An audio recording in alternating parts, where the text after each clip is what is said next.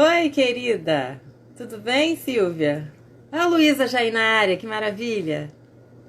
Boa tarde, pessoal. Vamos chegando. Essa árvore é de vocês. Gente, a minha internet caiu. Vocês acreditam? Liguei agora para a operadora que nem uma desesperada. Tive que reconfigurar tudo aqui, mas está dando certo. Que bom que vocês vieram. Já adianto, a próxima semana o convidado é Mestre Roxinho, um grande mestre de capoeira que mora na Austrália. Então, semana que vem, a conversa vai ser cedinho, vai ser 8 horas da manhã aqui, que na Austrália será 9 da noite.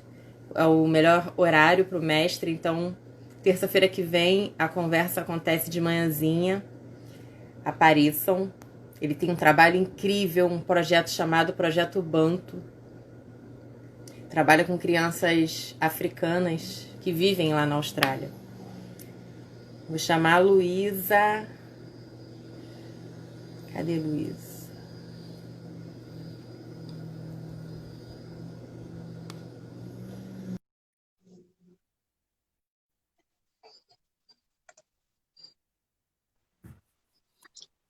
Boa tarde, rainha! Boa tarde, salve Maria. Licença para chegar na sua casa, licença para chegar na casa de todas as pessoas que estão com a gente. Manganá nos abençoe e nos guie nessa conversa e nesse encontro. Salve Maravilhosa! Zambiapongo, salve nossa ancestralidade, salve todas as que vieram antes, a bênção às mais velhas, a bênção às mais novas. Licença para chegar.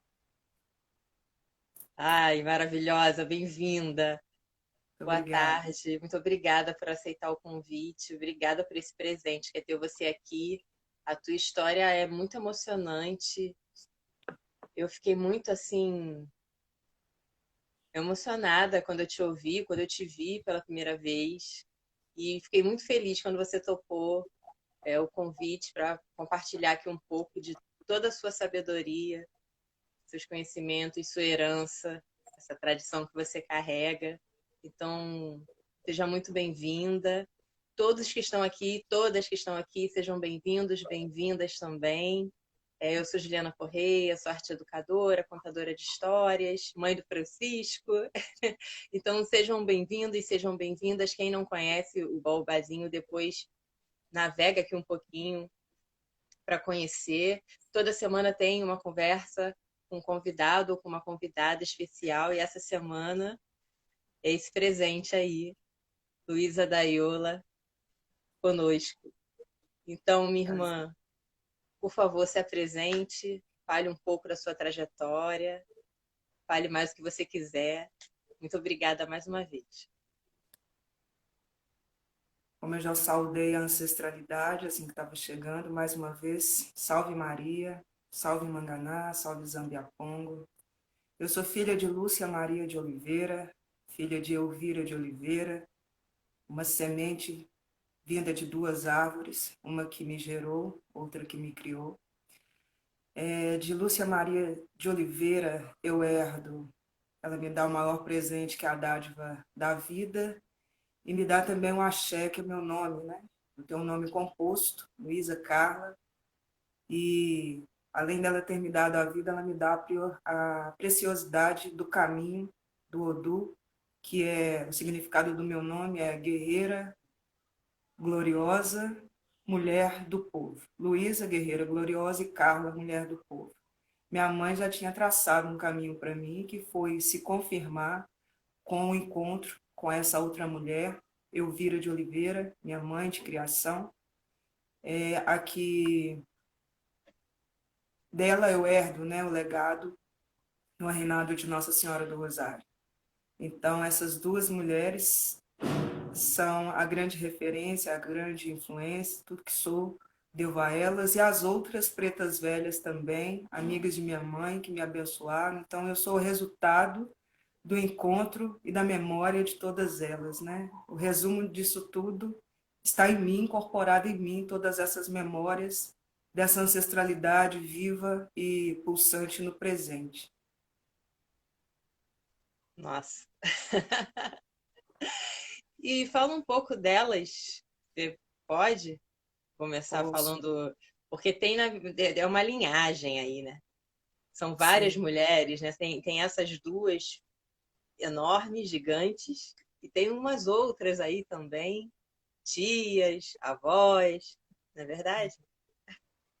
Salve, salve todas elas, todas que vieram, salve antes de mim. Oh, salve, salve, salve todas elas, todas que vieram, salve antes de mim. Salve Maria Cirila, a grande matriarca, minha tataravó, bisavó de minha mãe. Salve Sã Norberta, avó de minha mãe, minha bisavó. Salve Maria Francisca, mãe de minha mãe, minha avó. Mulheres que não conheci, mas que herdei, né, o caminho, a passagem, que abriram caminho para que eu pudesse estar aqui. Salve Lúcia Maria de Oliveira, salve Dona Virgilina, avó, minha avó e mãe de minha mãe biológica. Essas são as primeiras mulheres, essas são as grandes árvores, né? Delas estão essas essências. Lúcia Maria de Oliveira, minha mãe biológica, uma mulher guerreira, corajosa, que enfrentou uma sociedade, né? O preconceito de uma sociedade para ser uma mãe solteira na década de 70, encarou o abandono e também todo o desafio, né? De romper com a família para poder ter essa gestação até o final. Ela lutou por mim, né? Para que eu pudesse viver, me cuidou enquanto pôde e depois ela me entregou para Elvira de Oliveira, minha mãe, mais conhecida como Iola, por isso Luísa da Iola, é uma homenagem às duas, né? Uma forma que eu encontrei de honrar o nome e a memória delas. Então, Elvira de Oliveira, mais conhecida como Iola, criou 5 filhos adotivos, eu a caçula e a única filha negra. Minha mãe não teve filhas e filhos naturais, mas ela, quando me pegou para criar, ela sabia e me falava desde pequena que ela tinha me pegado para criar, para cuidar dela no final da vida e fazer de mim uma dama da sociedade. Sociedade é essa que eu só fui entender aos 38 anos, quando assumo o legado do reinado perpétuo, entendo que a sociedade que ela falava era a sociedade dos pretos, né? Dentro da Irmandade, do legado herdado por Maria Cirilo, a grande matriarca, nascida em 1860, foi a primeira rainha Congo, e dela que nós herdamos esse legado. Então, em 2018, fazendo os resgates, né, nessa perspectiva de Sankofa, né, de olhar para trás, voltar atrás, pegar o que você esqueceu, né, para poder se situar onde você está e como você vai caminhar daqui para frente.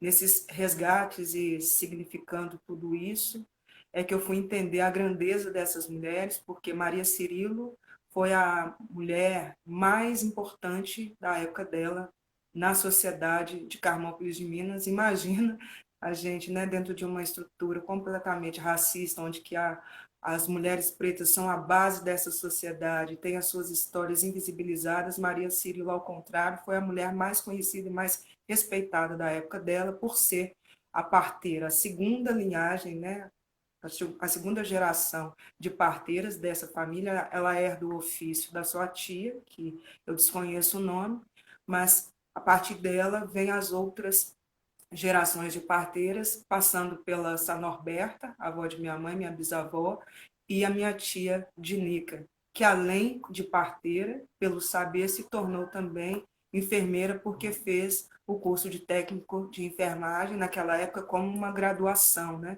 Até hoje, o sistema da educação nos é ainda negado, é uma luta para que a gente possa acessar esses lugares. Então, essa mulher, Verdade. tia Dinica, abre as portas para além do saber, do conhecimento também, e também se tornou vereadora também, alcançando um cargo político.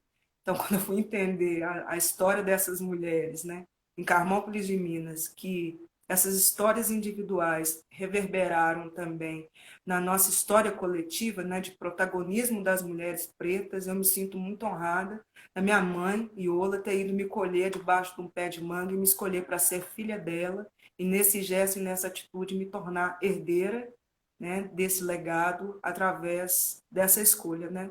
Através da escolha dela, eu me tornei herdeira de Maria Cirilo, né, dessa grande árvore que nós somos sementes e somos frutos. Eu não sou a única, né? Temos vários herdeiros e herdeiras de Maria Cirilo aí também, no caminho, florescendo, dando frutos.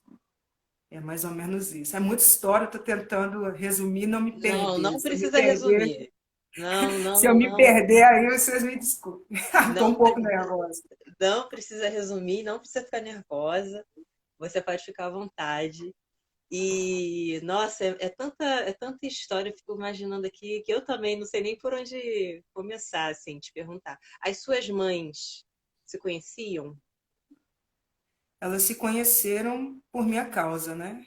Quando a vizinha da minha mãe, Dona Guiguita, foi contar para minha mãe que tinha uma criança lá na casa dela, que estava precisando de cuidados e tudo, e a minha mãe adotiva foi me conhecer e me levou para a casa dela, no primeiro momento, não era nem para poder ficar comigo, era só mesmo a título de generosidade mesmo, para cuidar, me levou para a casa dela. E no final desse dia, a minha mãe biológica foi ao encontro dela para saber se eu estava lá, e lá meu destino foi selado, né? Bom, elas se encontraram, essas histórias se encontraram, se cruzaram, e a minha mãe biológica entregou a missão para minha mãe continuar, minha mãe adotiva continuar me cuidando, me criando, né? Eu acho que a nossa ancestralidade tem a sua forma mágica, né? De trabalhar, de reger as nossas vidas e os nossos caminhos, ainda que a gente não entenda, né? Mas está tudo muito entrelaçado, porque nesse gesto, a minha mãe biológica me entregando aos cuidados, né, da minha mãe adotiva, um pouco tempo depois, poucos anos depois, a minha mãe biológica morreu, então eu não tenho lembrança dela.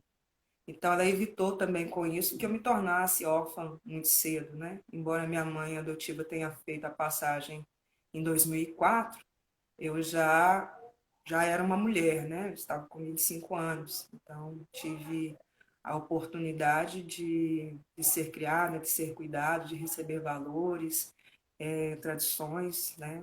Justamente por causa dessa vivência e desse encontro.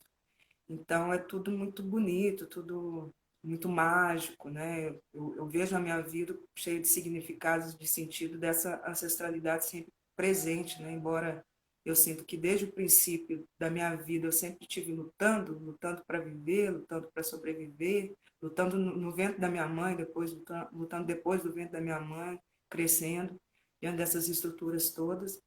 Vejo a regência e o cuidado da ancestralidade sempre comigo, né?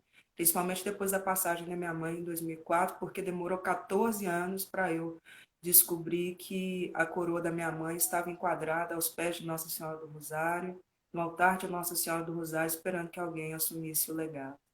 E essa coroa, que eu, por não conhecer os ritos, né, do reinado, essa coroa, quem levou, né, minha mãe, quando ela falou assim, eu estou te criando para você cuidar de mim no final da vida, essa promessa, né, essa profecia, ela se cumpriu porque minha mãe passou mal e era eu quem estava com ela no dia que ela passou mal, fui eu que levei ela para o hospital e a outra família dela estava aqui em Belo Horizonte. Então ela sabia que seria eu que estaria com ela, né? Isso se cumpre. E essa coroa, eu nunca tinha visto, eu não sei por que e sei, ao mesmo tempo porque eu me afastei A das sua mãe, matrizes. Iola, no caso. Isso, isso. Porque a minha mãe biológica, ela morreu quando eu era muito nova, né? Sim. Toda a outra história, eu não tive convivência com a minha mãe biológica, não tenho lembrança dela, nenhuma. A minha vivência, tudo que eu contava está muito relacionado à minha mãe adotiva, a Iula, que é a minha referência maior, porque foi com quem eu vivi grande parte da minha vida e constituiu muito do que eu sou, enquanto valores, né? Enquanto tradição, assim. E da É. minha mãe biológica eu herdo o sentimento, herdo a energia, herdo muitas coisas que eu ainda estou entendendo, resgatando e ressignificando. Mas essa coroa que eu estou me referindo em relação à minha mãe, Iula, Elvira de Oliveira, minha mãe adotiva. E essa coroa, eu não acompanhava o reinado, então eu nunca tinha visto a minha mãe de coroa. Eu sempre vi minha mãe, ela era uma rainha que ela não usava coroa, ela usava uns diademas, uns adornos na cabeça, mas coroa eu nunca tinha visto minha mãe com essa coroa. E aí, quando ela fez a passagem, eu fui para casa, desolada, peguei um vestido dela do reinado e achei essa coroa e levei essa coroa. O vestido a minha tia não deixou que eu usasse, minha tia escolheu um outro vestido, mas a coroa foi permitido que a minha mãe usasse. Então, minha mãe teve o cortejo com a guarda de Moçambique na passagem e até chegar lá no cemitério. Quando chegou no cemitério, eu não entrei. Eu fiquei na pracinha. Então, lá dentro aconteceu todos os ritos, mas eu não soube. Para mim, como eu não entendi, ela tinha sido enterrada com essa coroa.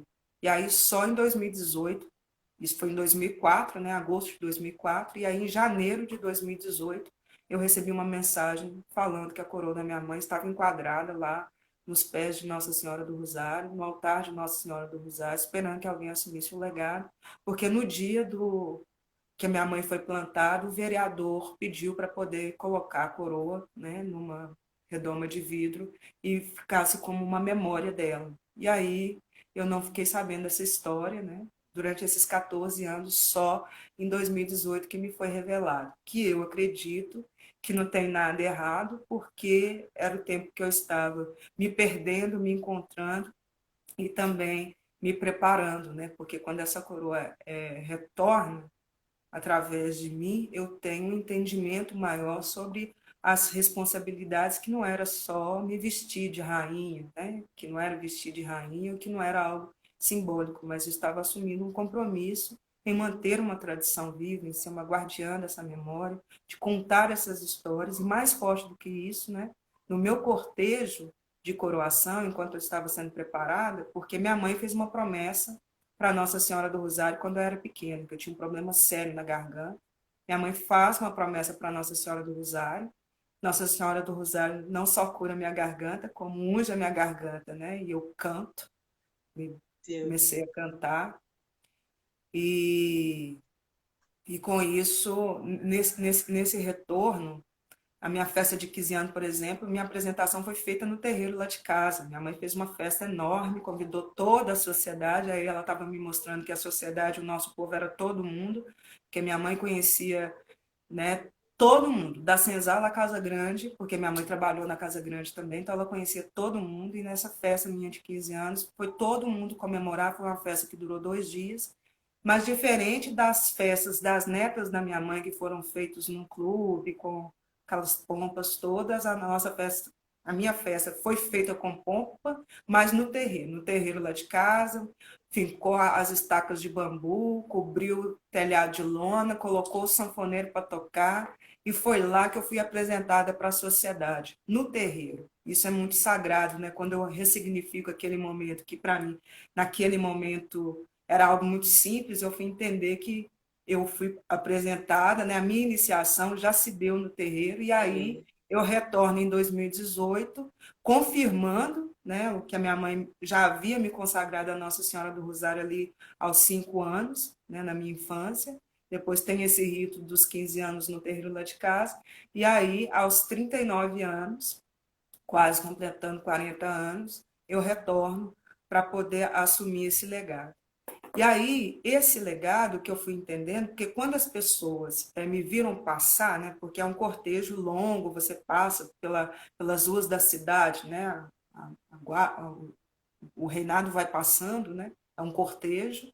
Então, é um retorno meu para a minha cidade também, porque eu saí de lá em 2012 cabeça baixa, com questões minhas muito particulares, mas eu saí com a sensação que eu jamais fosse voltar para a minha cidade. Tão chateada e tão doente que eu estava naquele momento.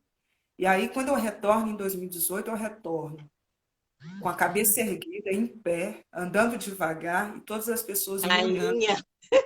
Mas ainda não rainha, né? Princesa, porque eu ainda não era coroada, né? Eu fiz um cortejo que a cidade toda participou para ver essa passagem, né? Essa passagem do princesa para ser coroada rainha, para assumir o legado da minha mãe. Só que o mais bonito e o mais curioso é que, enquanto eu fui vivendo esse processo, né, de me preparar, porque foi uma preparação de janeiro até setembro, que é o mês da festa lá em Carmópolis, eu fui fazendo um trabalho também muito intuitivo, né, de ir nas vizinhas mais antigas da minha mãe para falar dessa história, né, da coroação, chamando as pessoas para poder irem prestar uma homenagem para ela, para a memória dela e tudo. E aí, nesse dia, como foram meses, né, de visitas a Carmópolis, às pessoas, no momento que eu tive a oportunidade também de conhecer não só a história da minha mãe adotiva, mas também da minha mãe biológica, porque por elas serem da mesma cidade, muitas pessoas conheciam a ambas, então estava resgatando não só a história de uma, mas a história de outra e a minha história também nesse processo.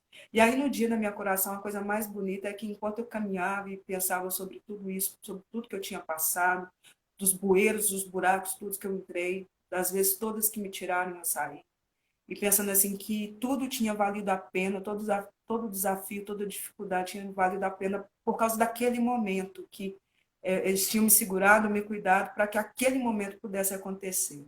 E aí ali é que eu entendo que não era só um legado da minha mãe, que era um legado meu também, porque eu era princesa, eu estava voltando para um caminho que era meu, um caminho que era da minha mãe, e naquele momento, não só a minha mãe estava viva, incorporada em mim, mas todas elas estavam vivas a partir de mim, porque estavam honrando a memória delas.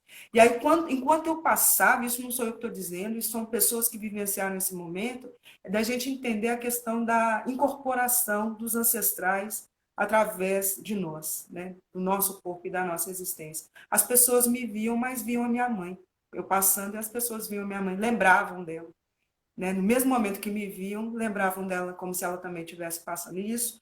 Eu até arrepio, porque é uma memória muito forte, que aí eu fui entender o real sentido, por exemplo, do incorporar. O incorporar nesse sentido do ancestral viver na gente. Né? Não é de perder a consciência, mas é como eles estão, elas estão, todos estão incorporados na gente, que somos o presente, nós somos esse futuro, nós somos o sonho, né? Deles que está se realizando, está materializado. O Tiganá fala que, por exemplo, a ancestralidade não é algo que está no passado. A ancestralidade é algo que se vive no presente. Ela só é possível vivida no presente. E aí eu entendo que todas as vezes que eu estou conectada a tudo isso, a toda essa memória, honrando esse nome, honrando essas histórias, eu faço com que todas elas vivam. Nesse momento, todas elas estão vivas porque eu estou viva. E a elas eu presto honras e saúdo pela grandeza e por me permitir fazer parte, me escolherem para poder fazer parte. Eu só peço a elas que me deem coragem e que me deem luz no caminho para que eu não me perca e que eu possa cumprir o propósito que eu selei com elas a partir do momento que eu aceitei a, o legado, a responsabilidade, né, o reinado perpétuo de Nossa Senhora do Rosário, porque são muitos desafios, né?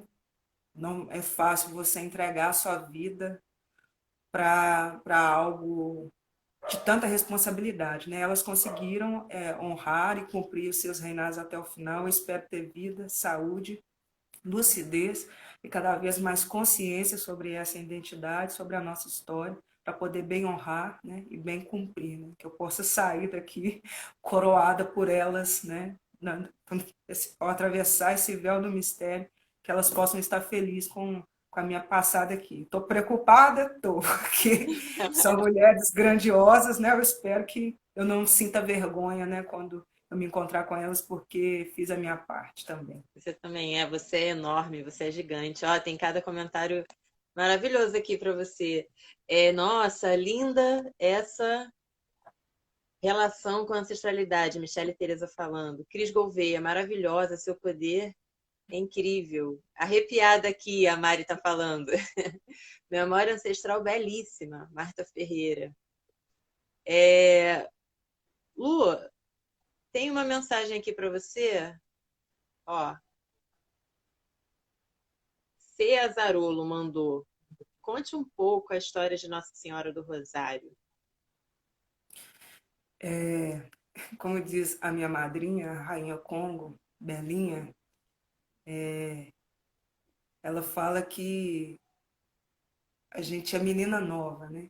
Eu sou menina nova, eu acabei de nascer no reino. Vou completar 2 anos de reinado. E o reinado, com uma tradição africana, como toda tradição africana, ela só é possível de você saber vivendo, né?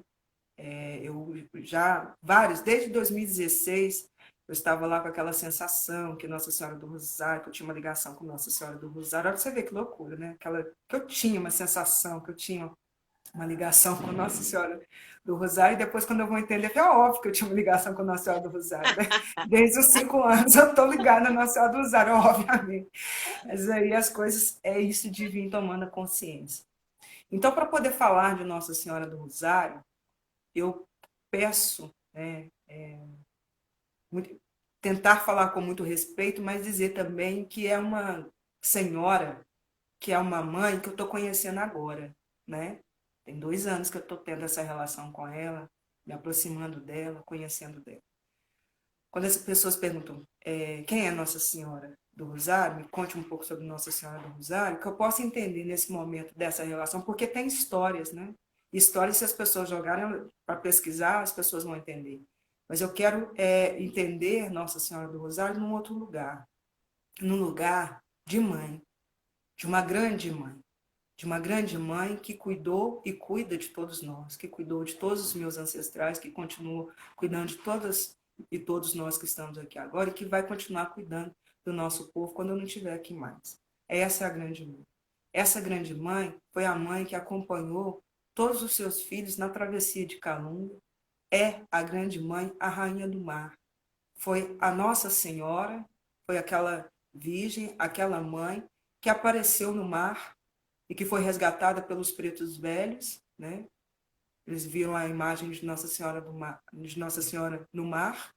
Os brancos tentaram tirar, querendo levar para uma capela, e aí Nossa Senhora não foi com eles, e aí depois, quando chegaram os pretos velhos, com os pés descalços, cantando, tocando, Nossa Senhora aceita e vai nos braços deles, e eles entendem que a grande mãe, a mamãe, a Mama Muxima, a mãe do coração, veio em socorro, em auxílio, para que pudesse dar a liberdade para eles, dar a força, dar a resistência.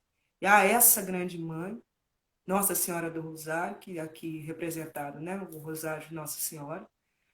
Para o povo preto, o Rosário de Nossa Senhora do Rosário e a Nossa Senhora do Rosário é uma outra Nossa Senhora. Eu vejo a relação do povo preto com Nossa Senhora e vejo a relação do povo branco com Nossa Senhora. Nós sabemos que cada um cultua do seu jeito, mas a nossa relação com Nossa Senhora do Rosário não é Nossa Senhora do Rosário lá, é Nossa Senhora do Rosário aqui. Essa grande mãe que bate no coração da gente o tempo todo, que cuida da gente o tempo todo. Então, pouco de conhecimento que eu tenho de Nossa Senhora do Rosário é essa grande mãe, que ao mesmo tempo eu olho para a terra e vejo Nossa Senhora do Rosário ali como essa grande mãe. Espero. Linda, muito Espero que linda. vocês também possam conhecê-la, busquem por ela, reverenciem, porque eu acho que reverenciar Nossa Senhora do Rosário é uma das faces e dos nomes que a grande mãe tem. Para mim, elas Eu, são, assim como Deus, né? Tem muitos nomes. A deusa também tem, né? A mãe também tem. Então, Nossa Senhora do Rosário é o nome, um dos nomes, dos tantos nomes que a nossa grande mãe tem. eu tive a oportunidade de ir 2 vezes a Ouro Preto e eu conheci algumas igrejas e lá eu fiquei sabendo, né, que o nosso povo era proibido de frequentar essas igrejas, as igrejas dos brancos, que eram construídas pelos pretos, inclusive, mas que eles construíram também as suas próprias igrejas. E assim eu visitei a igreja de Nossa Senhora do Rosário, de Ouro Preto, e eu fiquei muito emocionada. Eu senti uns arrepios, umas coisas assim. Acho que era, não sei, ancestralidade, emoção, tudo junto. E olhando aqueles santos todos, né? Inclusive alguns eu nunca nem tinha ouvido falar, né? Santo Antônio de Categeró, tinha a imagem de Santa Efigênia, de São Benedito. E eu fui também, eu tenho também aqui, eu tenho também, do lado dos pretinhos velhos, trouxe tudo de Minas. Aí eu fui também à igreja de Santa Efigênia, né? Inclusive, no dia que eu fui à igreja de Santa Efigênia, tinha um terno de Moçambique lá. E olha o que eu ganhei, eles distribuíram para todas as pessoas. Não sei se dá para ver, Ah, sim. não sei se é possível, é um tercinho, ó, bem pequenininho, Um mistério. lindo. Eles estavam cantando, tocando dentro da igreja de Santa Efigênia, e a igreja de Santa Efigênia tem toda uma história, né? Relacionada a Chico Rei, ao rei Galanga, rei do Congo. É uma história, inclusive, que eu conto muito no Baobazinho. E, e eu fiquei assim, eu segui o cortejo, eles saíram da igreja até. E estava chovendo muito naquele dia, acabou que eles não fizeram o trajeto todo que eles fariam. E eu ainda entrei também na casa onde é a sede deles, desse terno, esqueci o nome do terno de Moçambique. Mas eu queria que você explicasse, se for possível, a diferença entre terno, entre guarda. Você estava falando aí, você mencionou a história de Nossa Senhora do Rosário e falou dos pretos velhos, né? Cantando e batendo os pés firmes. E a diferença vem daí? Como é que é isso? Vem da formação, dos Os nomes, instrumentos? assim, né? Eu tenho conversado muito com, quando a gente pensa nessa perspectiva dos reinados contemporâneos, dos reis, rainhas contemporâneos, que para além dos saberes também estão interessados na historiografia, também no resgate, no escrever essa história também, deixar registros, porque a gente entende que se tornou mito, por exemplo, a história de Chico Rei, de Galanga, porque não tem memória escrita, não tem registro fotográfico, não tem registro escrito. Né? Então, tudo que é nosso fica muito nesse campo, né? do mito, da lenda, sendo que é verdade. E aí nós estamos agora acessando esses espaços e construindo memória e material para as próximas gerações ver e saber e ter certeza que nós existimos, que as nossas histórias são legítimas e trazendo todos esses dados. Então, eu tenho conversado muito com a Rainha Congo de Oliveira, né, a Rainha Ana Luzia, Rainha Congo de Nossa Senhora das Mercês, que é uma historiadora, tenho conversado também com a Rainha Sara, lá do Reino dos Carolinos, pensando nessa perspectiva mesmo de entender, né? Já que eu estou chegando agora e estou resgatando muitas coisas, porque fiquei muito tempo afastado do reino, então, como eu disse, é preciso viver para saber. Então, em Carmópolis sempre foi reinado, sempre foi terno. Em alguns outros lugares é com gado e são guardas. E isso, eu conversando com as pessoas, falam-se que, por exemplo, congado é um conceito dado por folcloristas, e que, na verdade, o nome correto é reinado. Por quê? Se reconstitui, se reconstrói os reinos destituídos em África, por causa do processo, né, da escravização, e aí quando o povo africano chega no Brasil, eles reconstroem, reconstituem os seus reinos. Por isso temos o trono coroado e essa hierarquia que vai formar o reinado. Né? Então, é isso, vem uma hierarquia, uma linhagem. Agora, os nomes vêm dessas diferenças de como é feito e sobre que linha vem. A Capitã Pedrina, por exemplo, é uma grande defensora que o reinado é a prática antiga e é o reinado ligado à tradição dos pretos. É o que vem da senzala, é o que nasce na senzala, da senzala mantém essa tradição e essa memória ancestral até os dias de hoje. Essa resistência e essa revivência dessa memória ancestral, sempre, sempre, sempre passando de geração em geração.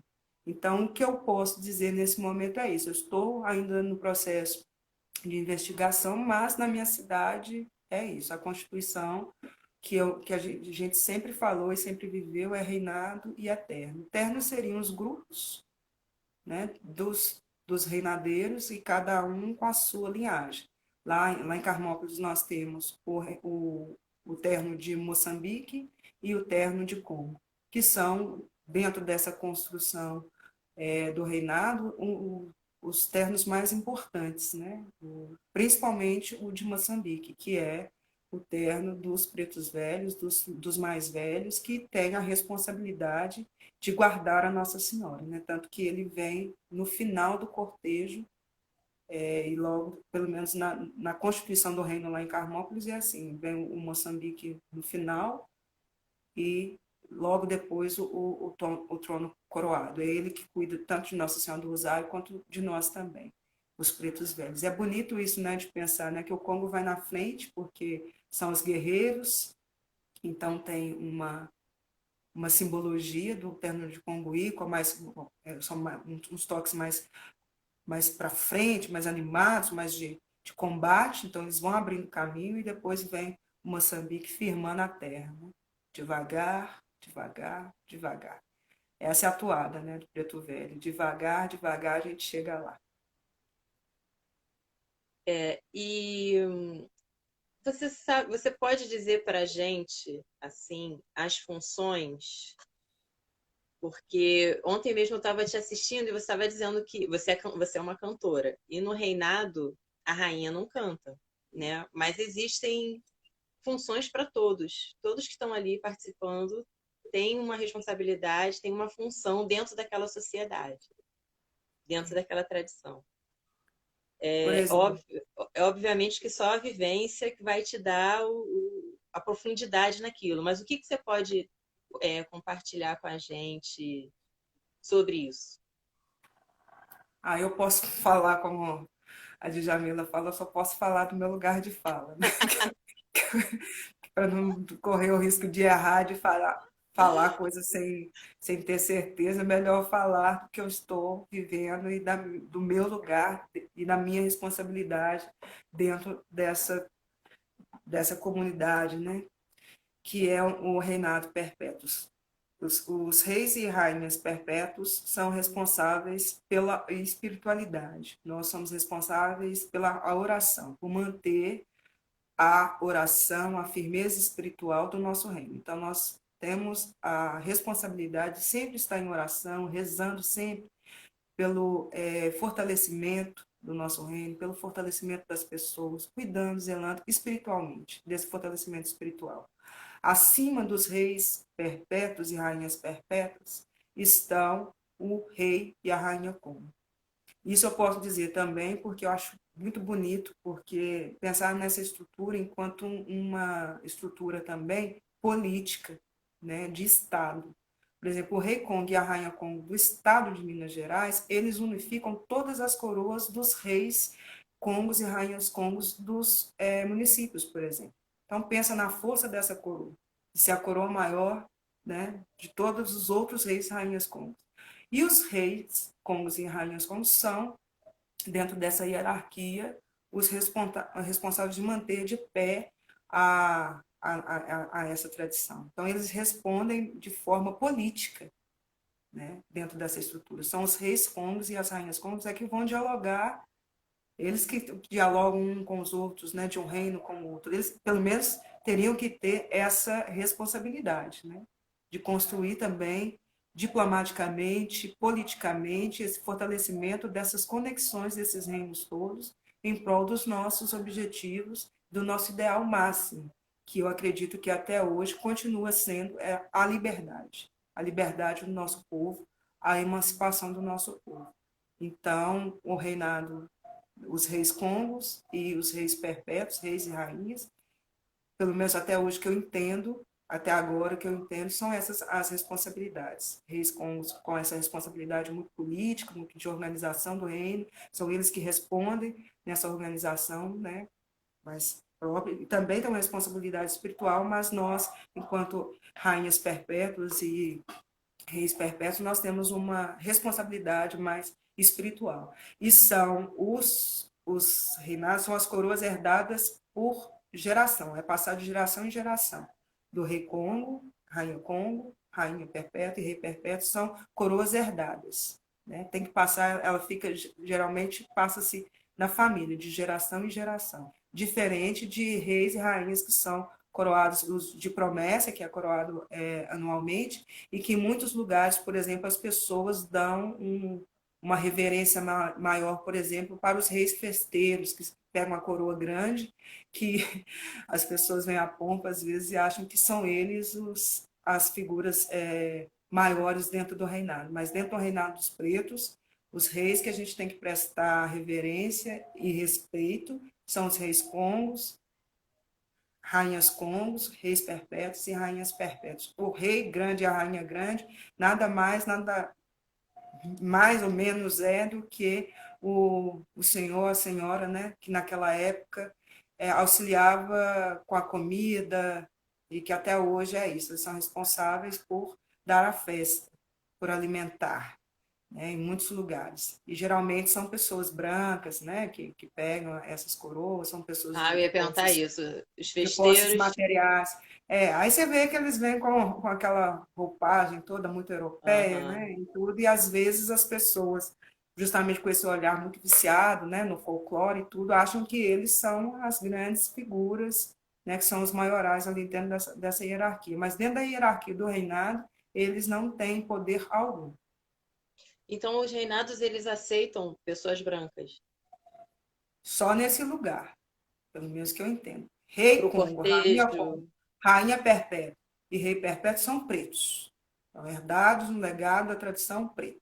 Agora, o rei festeiro, a rainha festeira, pode ser qualquer pessoa, né, que queira, que faz a promessa e queira contribuir com a Entendi. festa e cuidar, né, da festa daquele ano. Então, geralmente as pessoas brancas, né, e possadas que pegam ou que fazem promessa mesmo para poder assumir essas coroas aí de ano, né, que é do rei e da rainha Sim. grande. Lá em Carmópolis se chama assim, em outros lugares não sei ainda como se chama.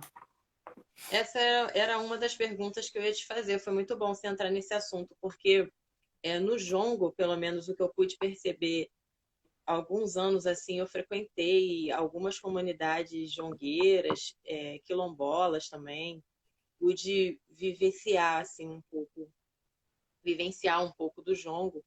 E o que eu percebia muito era essa questão da família, né? Para você ser jongueiro, não é só você frequentar uma roda de jongo, mas muitas comunidades, pelo menos, prezam, trazem, colocam, né, em evidência essa questão da linhagem mesmo, né? De você pertencer a uma comunidade que tem essa estrutura, tem um jongo em sua base. Assim. E aí eu fiquei pensando se o reinado era a mesma coisa, mas você já respondeu.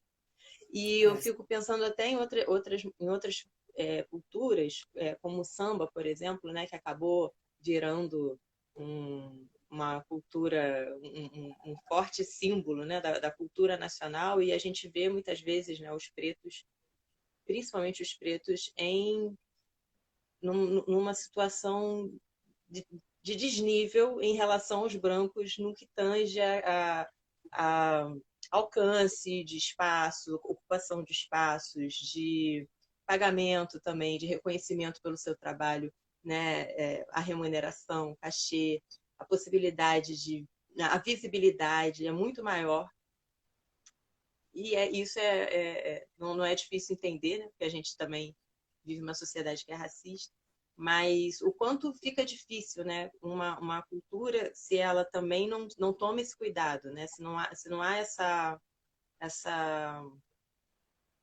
se não há um entendimento, se não há uma preservação também desse lugar, né? De, olha só, isso aqui surgiu de uma determinada maneira, de uma determinada forma. Tudo bem, o tempo passa, as relações acontecem, né? Há os cruzamentos, mas existe uma matriz, por mais que haja o cruzamento com outras culturas, mas teve gente que tomou porrada, teve gente que foi preso por causa disso aqui, né? Foi proibido um dia de fazer, foi perseguido. E aí hoje é difícil, né? Porque a gente vê assim uma apropriação, usurpação na cara limpa, assim, na cara lisa, né? Você vê cantores, às vezes, recebendo prêmio, né, como se fossem, né, cantores de samba, cantoras de samba, porque gravaram, produziram, têm um produto de samba, mas não necessariamente vivem o samba, né? São Essa questões. necessidade que eu acho que vem justamente de uma sociedade construída numa base completamente racista, né, classicista, machista. Então, o reflexo de tudo isso vem arrebatando tudo, né? Então, tudo que é do negro é desvalorizado, é invisibilizado. Quando o negro faz, ele é impedido, ele é perseguido. Por exemplo, o reinado, ele foi proibido, né, no período da reforma ultramontana. O Dom Cabral, né, proibiu, ali no ano de 1927, proibiu, usando esse recurso da reforma, os ideais da reforma ultramontana, que colocavam as ordens terceiras no lugar, né, abaixo, dentro dessa hierarquia. Foi um impacto completamente racista, porque ele tinha completamente aversão, né, ele era racista, e aí a sua posição racista acaba impactando, por exemplo, na manutenção da tradição, né, foi proibido. Então, assim como o samba foi proibido, assim como a capoeira foi proibido, era crime. Era crime a gente ser e continua sendo crime a gente ser. Então, por isso a questão da nossa visibilidade, da gente poder cantar, exercitar a nossa espiritualidade, continua sendo crime.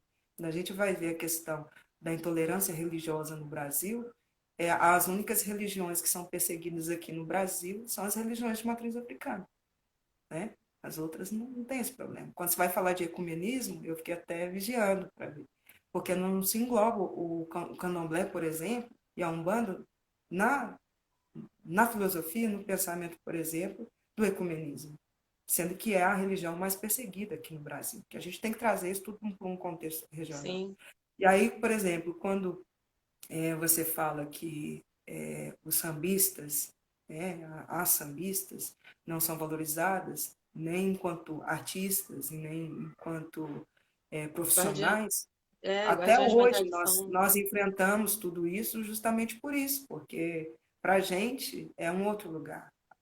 A sociedade espera que a gente esteja num outro lugar. Agora, quando o branco se apropria disso e faz disso, é aceito, né? O Baquechu Sim, do Blues fala isso, né? sim. Tudo que o branco se apropriou, né, foi aceito, mas enquanto está com preto, é renegado, porque parece que tudo que é do preto é ruim. E travou. Tem uma página que eu amo, que chama Samba Abstrato, que é uma página que rola no Facebook, que é bem para colocar, assim, para trazer, escancarar o embranquecimento das escolas de samba, né? E aí chama de samba abstrato por isso, porque é tudo que vocês imaginarem o que aquelas pessoas queriam, mas que não tem nada a ver com a comunidade, nada a ver com a escola. A Luísa saiu, já chama aqui de novo. Mas eles colocam, assim que a Luísa voltar, eu chamo aqui. Eles expõem, né? De publicações que as próprias participantes compartilham e essa página vai lá e traz, e assim, é impressionante, porque nem a dança do samba é respeitada, sabe? Muitas nem sequer sabem sambar e estão ali num lugar que tem todo um contexto, né, com a comunidade, um contexto com história, tem uma relação com a ancestralidade, e samba abstrato salva vidas, é muito bom. Pois é, Belisa, eu adoro. Deixa eu guardar, ver se Luísa volta. E é muito isso. E aí você vê pessoas revoltadas com a página, sabe? Dizendo que aquilo é um absurdo, que aquilo é um desrespeito. Não, cara, desrespeito é você não fazer parte de uma tradição, se enfiar nela a qualquer custo e ainda dizer, sim, Lu, estamos aqui. Ainda dizer que, mas não, fulana de tal não precisa saber sambar. Como assim não precisa saber sambar, gente? a dança do samba faz parte desse complexo que é a cultura do samba, então tem que saber sambar sim. Aliás, não é nem para estar ali. Ou então, assim, quer desfilar, desfila, mas isso que você está trazendo do Congado, acho bem interessante, né? Que até tem pessoas brancas, mas elas não têm um cargo de responsabilidade, né? Eles não têm uma função dentro daquela sociedade, dentro daquela comunidade, mas participam lá, fizeram a promessa para Nossa Senhora e vão participar. Voltou, Lu? Tá tudo bem aí? Não sei, tá? Voltei? Agora tá. Porque eu fiquei aqui e você sumiu para mim e eu não vi mais Você ficou nada. congelada para mim. Ah, então é isso. E aqui Agora tá o ótimo. seu quadrado ficou todo preto e só girando assim, girando, rodando. Voltamos, então voltamos. Eu aproveitei, eu estava falando de samba, eu estava falando da página do Samba Abstrato, uma página na internet, no Facebook, que é muito engraçada, porque coloca assim bem em evidência a branquitude, né, tomando conta, invadindo a escola de samba, especialmente nos espaços de destaque, como musa, rainha de bateria, coisa e tal, e mulheres que são completamente fora do universo do samba, né? Eu costumo dizer que carnaval é um mundo e o samba é outro. O carnaval até se apropria de elementos do samba, mas que uma coisa não depende necessariamente da outra.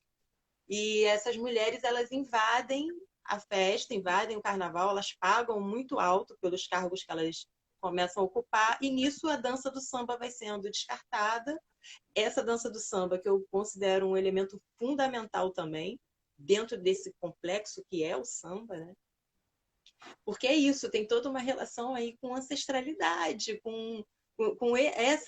o reinado não é pensar o reinado não é algo não dá para olhar para isso só como um festejo, né? Aquilo ali Ao tem muito contrário, né? Festejo, quem quis colocar neste lugar são justamente as pessoas, os folcloristas, que colocaram isso no lugar no folclore.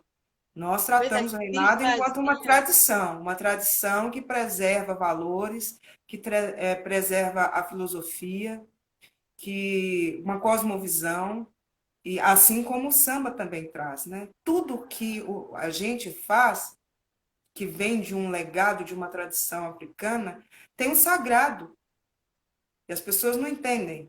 Às vezes fala que Exatamente. o sagrado caminha com o profano. Para a gente não existe essa questão do profano, porque tudo é sagrado.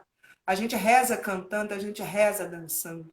Então, o samba é uma manifestação, quando se fala da escola de samba, ela não tem nome de escola à toa. É porque ali está realmente instituído é tudo muito bem organizado. Tem uma estratégia, né? Por exemplo, as escolas de samba, as tias, elas são as mães, elas instruem a comunidade, cuidam da comunidade, cuidam das crianças. Passa-se também de geração em geração dentro das escolas de samba, é assim. Mas aí é isso, né? Vai vindo essa questão da apropriação, e aí vai se vendendo, vai virando produto e vai virando uma outra coisa, e essa outra Vai se coisa que vira esvaziando do sentido. acaba impactando no que é do fundamento, do mandamento e do sacramento, que eu acho que é uma das questões muito mais urgentes da gente pensar como a gente vai fazer. E quando eu falo, por exemplo, do meu legado e da minha responsabilidade, enquanto uma guardiã dessa memória, dessa tradição, no tempo contemporâneo, sobrepor tudo isso, para continuar mantendo o fundamento, o sacramento e o mandamento da tradição. Que as pessoas olham o reinado e acham que aquilo ali é uma festa. Não deixa de ser uma festa, mas que para a gente é sagrado. Existe um ritual que está acontecendo ali naquela passagem, naquele cortejo. Existem outras coisas. Outras coisas que quem é de lá sabe. E que o que tiver de fora quiser pensar, que pense. Porque a gente está preocupado com outras coisas, que é manter a nossa tradição viva. Mas enquanto a gente temos que falar, o samba é preto, o reinado é preto, o que é preto, a capoeira é preta, porque muitos dos nossos foram sacrificados, perseguidos, mortos, presos, para poder manter isso vivo, Sim. que resistisse até chegar até a gente. Então precisa ter respeito. Quando você pensa na Dona Elisa, que é uma matriarca do samba aqui de Belo Horizonte, que foi gravar o seu primeiro disco depois de 50 anos de carreira, né? E isso aconteceu com outras cantoras de samba, como Clementina de Jesus, como Jovelina Pérola Negra, como Dona Ivone Lara. Quantas mulheres pretas mais velhas só foram conseguir ser ouvidas depois de anos, de décadas. Agora, foram por causa delas, elas que abriram o caminho para que a gente pudesse hoje estar aqui acessando. Um pouco mais nova. Hoje eu tenho 41 anos, estou quase semelhante a elas também, porque eu estou na luta também, né? Com 41 anos já, mas é por isso, é por causa da luta de todas elas, que a Elza Soares, que abriram caminhos para a gente na época que eram vistas e taxadas até, né, por causa dessa estrutura machista também. Sabemos do que enfrentaram para poder serem devotas da música, mas é por causa delas, da resistência delas, que hoje a Isa pode cantar, que a Lued pode cantar, que eu posso cantar, que todas nós podemos cantar, porque elas se sacrificaram por nós, foram invisibilizadas uma vida inteira para gravar um disco depois de 50 anos. Você pensa, o que é isso? A Dona Elisa, sendo uma matriarca com mais de 300, 400 composições, conseguir gravar um disco só depois de 50 anos de carreira, já aos 70 anos? É muita violência, né, cara? É muito. Eu gosto quando o Abdias, né? Abdias e Beatriz Nascimento, né? Eles trouxeram esse entendimento, né? Sobre o quilombo, né? Entender essas instituições como as irmandades, né? As escolas de samba em sua fundação, todos esses núcleos como quilombos também, né? Núcleos de aquilombamentos, né? Núcleos de pessoas pretas organizadas em prol da sua comunidade, né? Lu, vai cair a live, mas eu queria voltar, você pode voltar um pouquinho? Para a gente conversar um pouquinho sobre o Deixa o Herê Viver? O que você acha? Vamos, vamos. Fica aí com a gente, então, né, gente? Eu Vamos vou, voltar. eu vou encerrar aqui, porque daqui a pouco vai cair mesmo, mas não sai daí não. Daqui a Tá, pouquinho estaremos aqui de novo. Vou salvar e a gente volta, tá? tá bom. Até Até. já!